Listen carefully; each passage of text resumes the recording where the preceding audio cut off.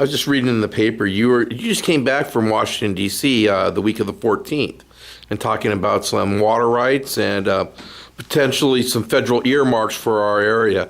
Could you kind of give us an update on how your trip to Washington went? It was interesting. The headlines or the little section of the News Sentinel was unfruitful, whatever. Yeah. But the unfruitfulness may be about money. There's very little money to be had back there. They're not doing earmarks. Now the question that they're talking about, well, what's an earmark? What is it that they're cutting out, exactly what they're doing? It was an interesting time to be back there because everybody was rushing around trying to figure out what was going on. There are a lot of things going on. I think one of the major answers we did get, there's very little money available right now for water projects. But in our case, a lot of it deals with federal regulations. How does the federal government interact with the state of California in the legislation that they passed in November 2009?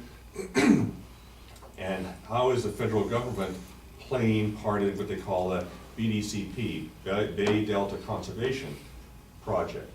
This is the forerunner, if you will, for an EIR for a peripheral canal or dual conveyance. The federal government is very involved in that, or all federal agencies. So what we were talking about, besides money, which we would love to have for different projects, but there, like I said, it doesn't seem like we're going to get any, is how the federal government is working with the state in this project. Are they using the best science available?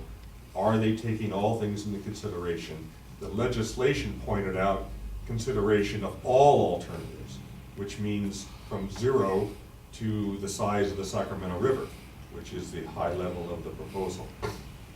So we're trying to impress upon our federal representatives all these different things that should be looked at. It's something, if it's going to be done, there's one chance to do it, quote unquote, right, whatever that right is, so that they look at it, get good science, don't necessarily take what one college professor said is the situation of the delta. He referred to the delta that was always a brackish backwater. It was never a brackish backwater, it's always been a fresh water delta. We did find more understanding than when we were back 13 months ago about the delta. There's a lot more understanding about water flows, about where the water comes from in the delta, about the species, about the levees, and all these different issues. So it wasn't just all about money, it was about regulation, it was about how the federal government interacts with the state, about water rights, all these different things. We are also trying, and I guess their water purveyors can see this too, that we are being told several different things, and now we're trying to say, okay, you're saying this about the delta, well, let's use your words against you. They're telling us the delta is in crisis. The delta is going to be destroyed by a major earthquake. Okay, well, if that's true, and anything you build is going to take 10, 15, 20 years, where are your plans to protect all this water supply?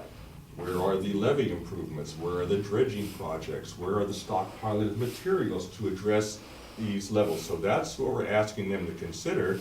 If this is a crisis, which you said it is, let's do this.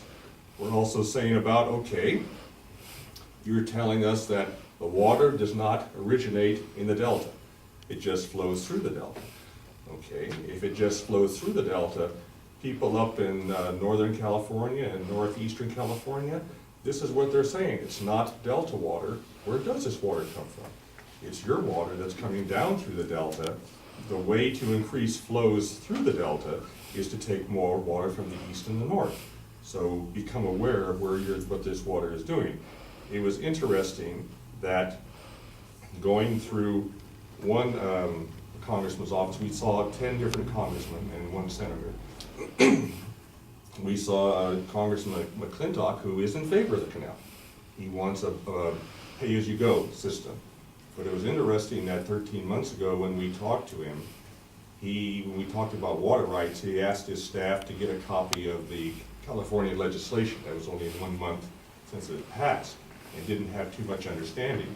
This time, even though he's still privy with the canal, he understood water flows, he understood where the water was coming from.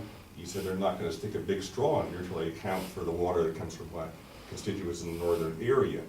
And we told him that the plan is to create 100,000 new acres of habitat in the Delta, probably taken from agriculture.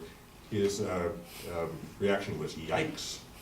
So, you know, that makes an impact on people, and people are listening. Maybe they don't totally agree with us, but they do listen.